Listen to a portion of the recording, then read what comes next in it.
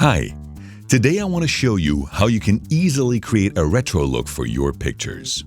To do that, I have selected a clip where the clothing and general style remind me of films like Pulp Fiction and Fear and Loathing in Las Vegas.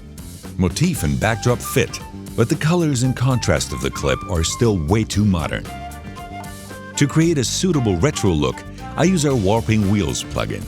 Right now I'm working in Final Cut Pro X, but you can also use the plugin in Premiere, After Effects, as well as Photoshop. First, I drag the plugin onto the clip and then open the user interface. The first thing I use is the film contrast slider, as I find that a flat contrast goes very well with a retro look.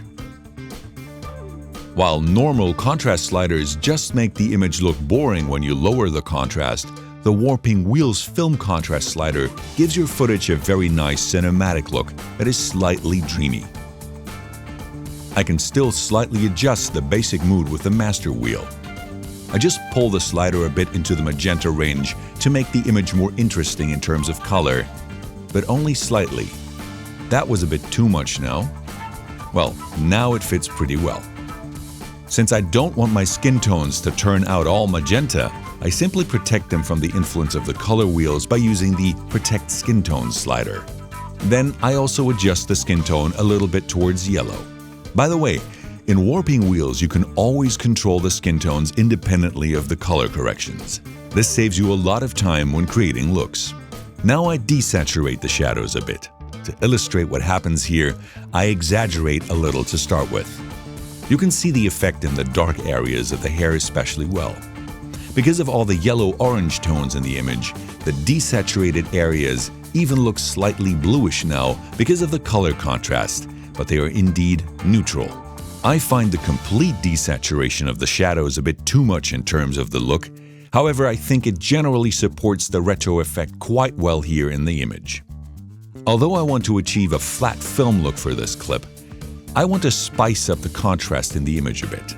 To do this, I lower the depths of the shadow wheel and compensate for the perceived loss of brightness in the image by raising the highlights.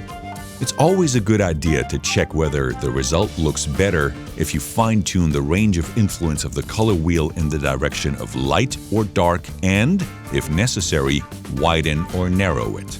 In this case, I like it best when we lighten the slightly darker highlights in a wider range. Because the film contrast slider is at the end of the chain, I can make contrast adjustments via the brightness sliders on the color wheels at any time without ruining the desired flat film look. Well, now I really like the result. I'll just close the plugin and we'll see how the look works on the whole clip.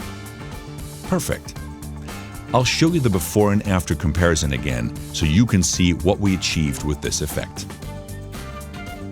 If you also want to give your images a professional look quickly and easily, then download a free version of Warping Wheels now and see for yourself how easy color grading can be.